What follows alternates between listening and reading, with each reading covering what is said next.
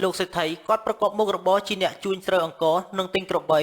អ្នកភូមិតែងតែលក់ស្រូវអង្ករឲ្យគាត់ជានិច្ចក៏ព្រោះតែគាត់ទិញក្នុងតម្លៃថ្លៃហើយគាត់ក៏ជាមនុស្សល្អ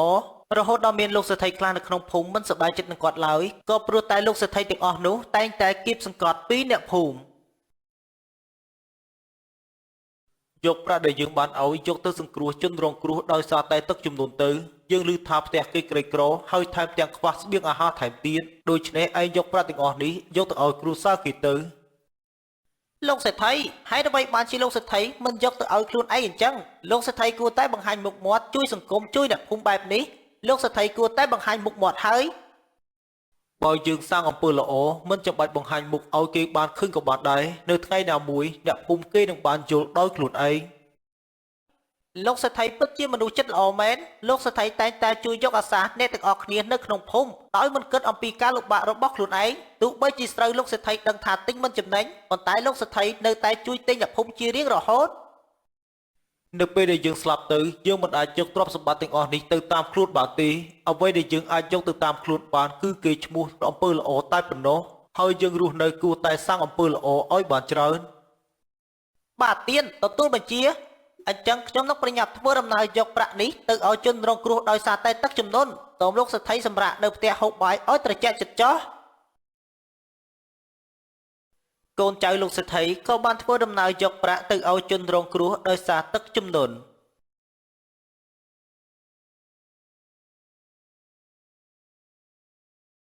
ចំណែកលោកសេដ្ឋីម្នាក់នេះគឺជាសេដ្ឋីមានគំនិតអាក្រក់ហើយគាត់តែងតែចង់ផ្ដួលរលំមុខជំនួញលោកសេដ្ឋីប៊ុនធឿនជានិច្ចសេដ្ឋីប៊ុនធឿនតែងតែប្រឡងប្រណាំងការរកស៊ីជាមួយយើងហើយអ្វីបានជាគេទិញក្នុងតម្លៃថ្លៃដែលយើងមិនអាចទិញបានយើងពិតជាមិនសប្បាយចិត្តទាល់តែសោះមែនហើយណាលោកសេដ្ឋីខ្ញុំបានឮថាពេលនេះកូនចៅរបស់គាត់បានយកប្រាក់ទៅឲ្យជនរងគ្រោះដោយសារតែទឹកជំនន់គាត់ធ្វើបែបនេះកាន់តែទិញទឹកចិត្តអ្នកភូមិបន្ថែមទៀតជាមិនខានរឿងរ៉ាវទិញទឹកចិត្តប្រកាសជាបានហើយតែអ្វីដែលយើងស្អប់ម្យ៉ាងទៀតសេដ្ឋីប៊ុនធឿនតែងតែទិញស្រូវក្នុងតម្លៃថ្លៃជាងយើងរហូត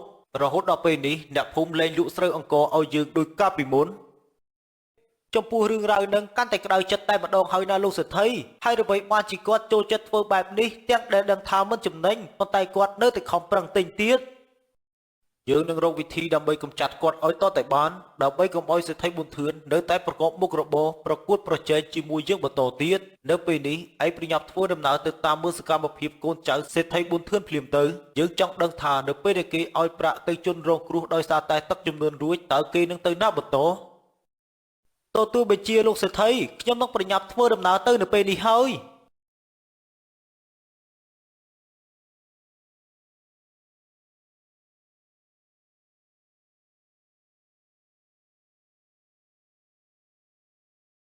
នៅពេលដែលកូនចៅលោកសេដ្ឋីប៊ុនធឿនបានយកប្រាក់ទៅឲ្យជនរងគ្រោះដោយសារតែទឹកជំនន់រួចនាយចយក៏បានមកលេងល្បែងហើយថែមទាំងចាញ់ប្រាក់អស់ពីខ្លួននិងជំពាក់ប្រាក់សេដ្ឋីម្ចាស់បនល្បែងថែមទៀតពធអើយខ្ញុំមិនគួរណាជ្រកខ្លួនចាញ់ប្រាក់អស់ពីខ្លួនហើយថែមទាំងជំពាក់បនល្បែងនេះថែមទៀតតើខ្ញុំបានប្រាក់មកពីណាដើម្បីសងបនល្បែងវិញទៅបានហើយយើងមិនដឹងទេវើយយើងដឹងត្រឹមថាឯងត្រូវតែយកប្រាក់មកឲ្យយើងគ្រប់ចំនួនបើយកប្រាក់មិនឲ្យយើងគ្រប់ចំនួនទេរងចាំជួបគ្នានៅសាលាស្រុកទៅខ្ញុំសុំពេលបន្តិចបានទេលោកសេដ្ឋីខ្ញុំពិតជាគ្មានប្រាក់នៅក្នុងខ្លួនសូម្បីតែមួយសេនចាំខ្ញុំនឹងព្យាយាមខ្ចីប្រាក់ពីលោកសេដ្ឋីរបស់ខ្ញុំដើម្បីយកមកសងបើសិនជាឯងធ្វើបែបនេះវាគឺជាការប្រសើរហើយឯងត្រូវតែយកប្រាក់យកមកសងយើងឲ្យបានកាន់តែលឿនបើដូច្នេះទេយើងនឹងប្តឹងឯងទៅសាលាស្រុកជាមិនខានខ្ញុំដឹងហើយណាលោកសេដ្ឋីខ្ញុំនឹងខិតខំរកប្រាក់ដើម្បីយកមកសងឲ្យបានទាន់ពេលមិនឲ្យលោកសេដ្ឋីមានការព្រួយបារម្ភរងចាំយូរ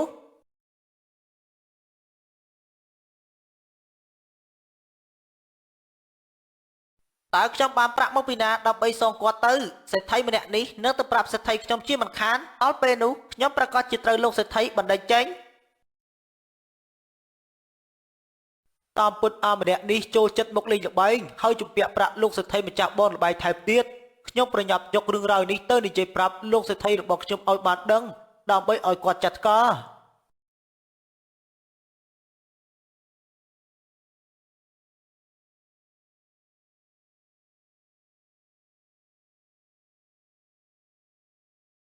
នៅពេលដែលកូនចៅលោកសេដ្ឋីបានមកដល់ផ្ទះវិញក៏បាននិយាយរៀបរាប់រឿងរ៉ាវទាំងអស់ប្រាប់លោកសេដ្ឋីរាវុធឲ្យបានដឹង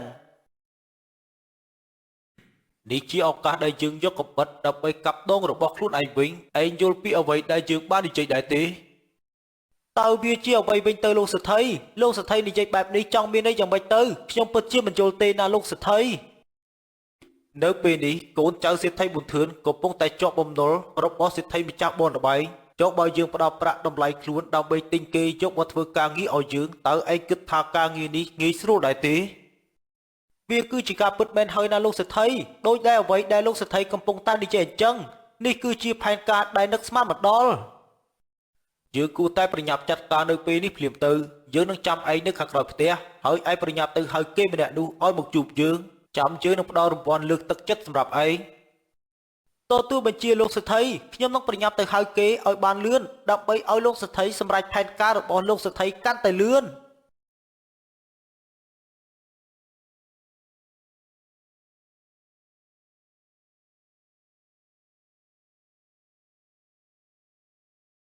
បន្តិចក្រោយមកកូនចៅលោកសេដ្ឋីប៊ុនធឿនក៏បានមកដល់ទីកន្លែងលោកសេដ្ឋីរាវុធតើលោកសេដ្ឋីមានការងារអ្វីមែនទេទើបបានជាឲ្យកូនចៅហៅខ្ញុំមកដល់ទីនេះក្រែងលោកសេដ្ឋីមិនចូលចិត្តលោកសេដ្ឋីរបស់ខ្ញុំហើយអ្វីបានជាបញ្ជាឲ្យកូនចៅហៅខ្ញុំមកទីនេះ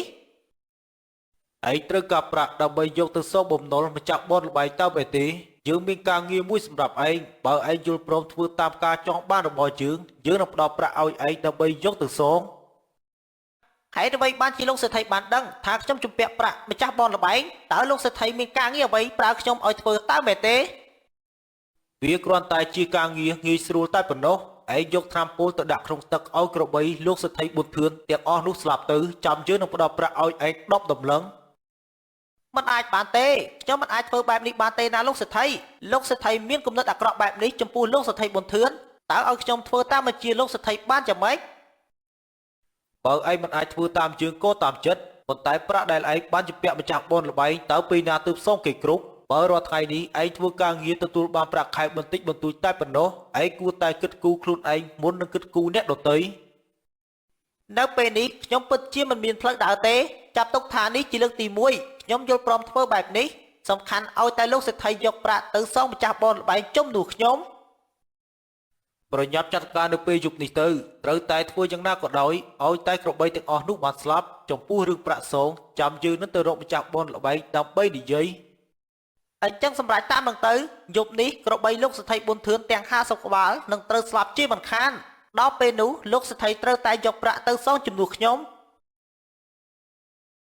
បន្ទាប់ពីទទួលផែនការពីលោកសេដ្ឋីរាវុធរួចហើយនាយចយដែលជាមនុស្សក្បត់នឹងម្ចាស់ក៏បានធ្វើដំណើរទៅរៀបចំផែនការដើម្បីបំផ្លាញទ្រព្យសម្បត្តិលោកសេដ្ឋីប៊ុនធឿន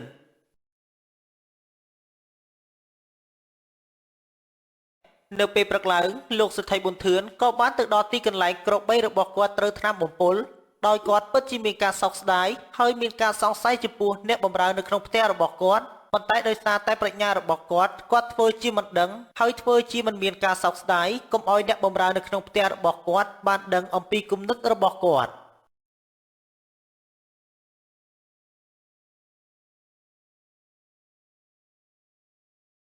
ដោយសារតែនីចយជាមនុស្សដែលញៀនល្បែងតែងតែទៅលួចលេងល្បែងជាប្រចាំរហូតដល់ជំពាក់ប្រាក់ម្ចាស់បនល្បែងរហូតចាញ់ប្រាក់អស់ពីខ្លួនជាច្រើនលើកច្រើនសារលើកនេះនីចយក៏សម្រេចចិត្តធ្វើការឲ្យលោកសេដ្ឋីរាវុធម្ដងទៀតដោយខ្លួនបានយកភ្លើងមកបំរុងនឹងដុតឃ្លាំងអង្គររបស់លោកសេដ្ឋីប៊ុនធឿនតាមការបញ្ជារបស់លោកសេដ្ឋីរាវុធឲ្យខ្ញុំសូមទោសផងណាលោកសេដ្ឋីនៅពេលនេះខ្ញុំពិតជាគ្មានផ្លូវដើរនោះទេជំរឿនរបស់ខ្ញុំមានតែធ្វើតាមការបញ្ជារបស់លោកសេដ្ឋីរាវុធតែប៉ុណ្ណោះឯងកំពុងតែធ្វើអ្វីនឹងឯងកំពុងតែមានបំណងចង់ដុតឃ្លាំងអង្គររបស់យើងតើមែនទេលោកសេដ្ឋីគឺខ្ញុំគឺ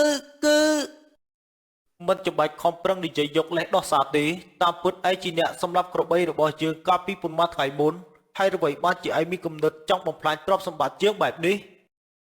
ដោយសារតែខ្ញុំលេងល្បែងជ្រុលប្រាក់ចាច់អស់ពីខ្លួនច្រើនពេកទើបខ្ញុំមិនមានជំរឿសអ្វីក្រៅពីការធ្វើតាមបញ្ជាលោកសេដ្ឋីរាវុធដើម្បីឲ្យមកបំផ្លាញទ្រព្យសម្បត្តិរបស់លោកសេដ្ឋីហើយលោកសេដ្ឋីរាវុធគាត់នឹងសងថ្លៃបំណុលចំពោះខ្ញុំហើយអ្វីបានជាឯងជាមនុស្សដែលយកទុកចិត្តប៉ុន្តែបែរជាមកបំផ្លាញយើងទៅវិញ ព្រោះតែផលប្រយោជន៍របស់ឯងបែរជាបំផ្លាញផលប្រយោជន៍របស់អ្នកដទៃខ្ញុំដឹងខុសហើយណាលោកសេដ្ឋីខ្ញុំពិតជាមានការខ្មាស់អៀនយ៉ាងខ្លាំងនៅពេលដែលខ្ញុំបានធ្វើទង្វើបែបនេះសូមលោកសេដ្ឋីលើកលែងទោសឲ្យខ្ញុំទៅកុំដាក់ទោសខ្ញុំអីខ្ញុំនឹងរត់ចេញទៅនៅស្រុកឆ្ងាយមិនឲ្យលោកសេដ្ឋីឃើញមុខខ្ញុំទៀតទេ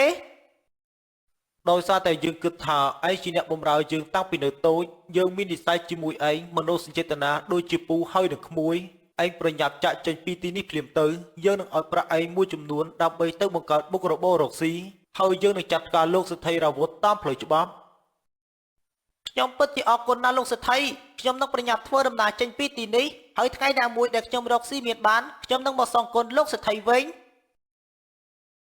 នាយចយត្រូវបានលោកសេដ្ឋីបណ្ដេញចេញឲ្យទៅរស់នៅស្រុកឆ្ងាយហើយលោកសេដ្ឋីក៏បានចាត់ការលោកសេដ្ឋីរាវុធតាមផ្លូវច្បាប់